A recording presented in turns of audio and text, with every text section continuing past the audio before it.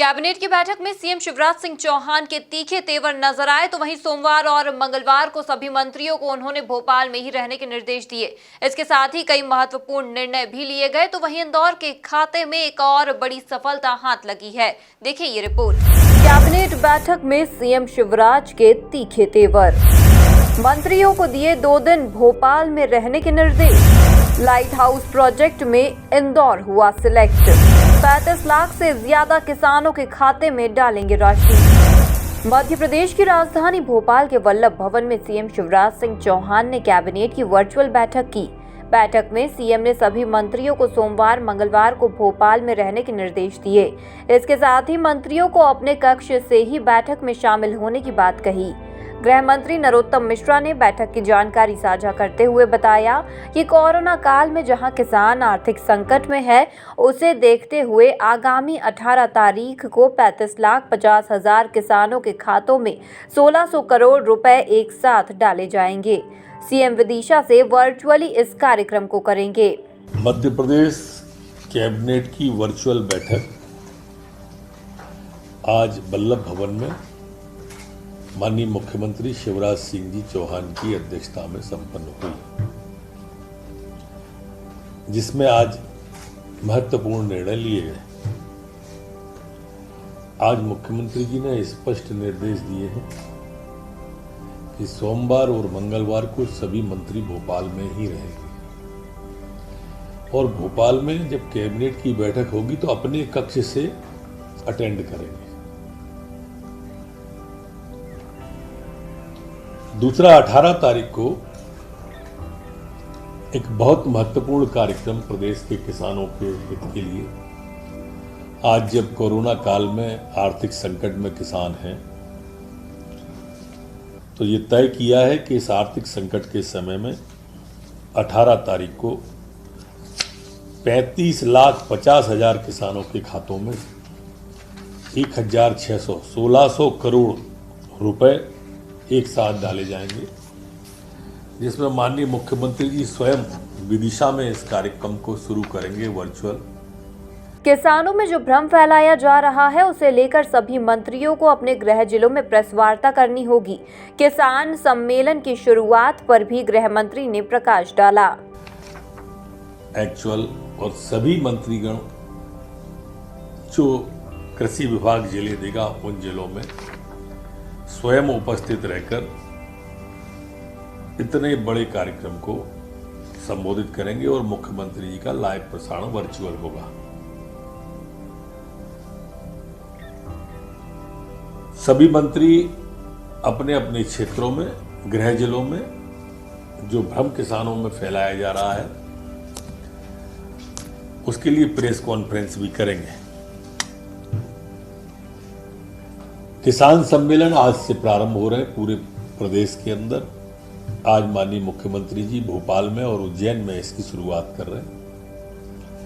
कल मैं स्वयं इंदौर में, उसके बाद जबलपुर और रीवा में अलग अलग हमारे नेतागण शासन के द्वारा जो योजनाएं प्रारंभ की गई हैं किसानों के हित की, उसे और जो भ्रम फैलाया जा रहा है कांग्रेस और विपक्षियों के द्वारा, उसको भी दूर करेंगे। बैठक में इंदौर के लिए भी एक खुशी की बात निकलकर सामने आई। हाउसिंग टेक्नोलॉजी प्रोजेक्ट के अंतर्गत लाइट हाउस प्रोजेक्ट में 6 शहर सिलेक्ट हुए, जिसमें एक इंदौर भी है। इस प्रोजेक्ट के लिए राज्य सरकार द्वारा 10 करोड़ 24 लाख की स्वीकृति कैबिनेट ने दी है। अन्य निर्णयों में आज महत्वपूर्ण निर्णय, हमारे लिए खुशी की बात है कि जो हाउसिंग टेक्नोलॉजी चैलेंज के अंतर्गत जो लाइट हाउस प्रोजेक्ट है, जिसके लिए हमारे 14 राज्यों के 22 शहरों ने भाग लिया था, हमारे इंदौर ने भी भाग किया था, कुल 6 शहर सिलेक्ट हुए, उसमें से हमारा इंदौर है। ये अपने आप में एक बड़ा प्रसन्नता की बात है।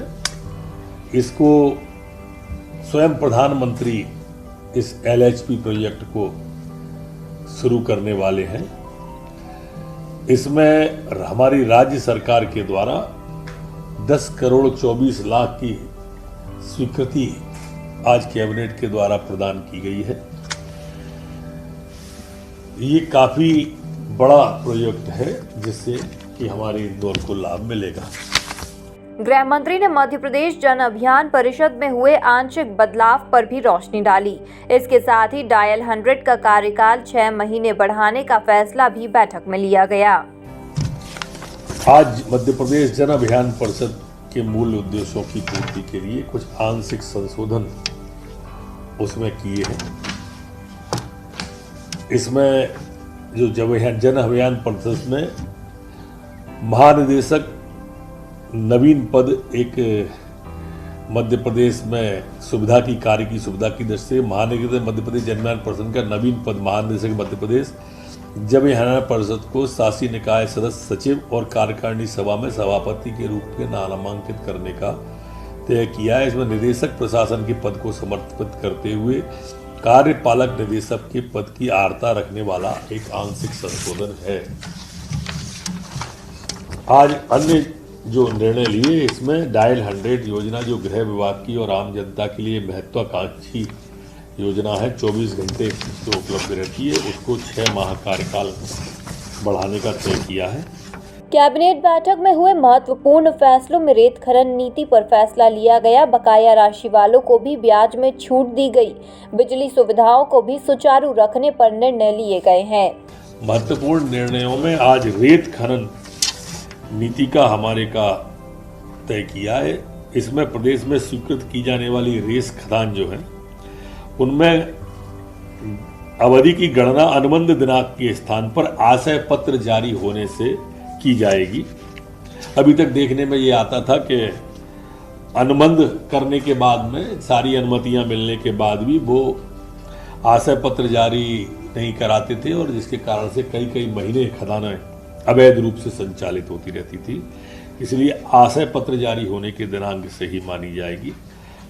वैधानिक अनुमतियां जो निविदा कार्य की हैं और उसके द्वारा यदि अनुबंध निष्पादित नहीं किया जाता है तो अर्नेस्ट मनी जो है उसकी वो सुरक्षा राशि राजसात की जाएगी। खनिज भंडारण के लिए भी 5 किलोमीटर का दायरा बढ़ा के 8 किलोमीटर किया गया है और रेत की आपूर्ति सुनिश्चित करने के लिए जहां रेत की खदानें ब्लॉक में नहीं दी गई हैं समूहों में, वहां पर कलेक्टर को अधिकार होगा कि वह उत्खनन की अनुमति सरकारी कार्यों के ठेकेदारों को दे सके। इस तरह से 4-5 संशोधन इसमें किए हैं। एक अन्य निर्णय में आज जो बकाया महत्वपूर्ण निर्णय है, सन 60-61 से अभी तक 2009-10 तक जो बकाया थे उनको ब्याज में छूट दी गई है कि वो ब्याज में छूट उन्हें अगर 5 लाख तक की राशि है और 5 से 1 करोड़ तक की है तो 18% की छूट दी गई है। ऐसी राशि 45 करोड़ से अधिक की आना है, जो एक हमारी समाधान योजना तरह की थी, उस तरह की ये योजना है जो काफ़ी लाभ देगी।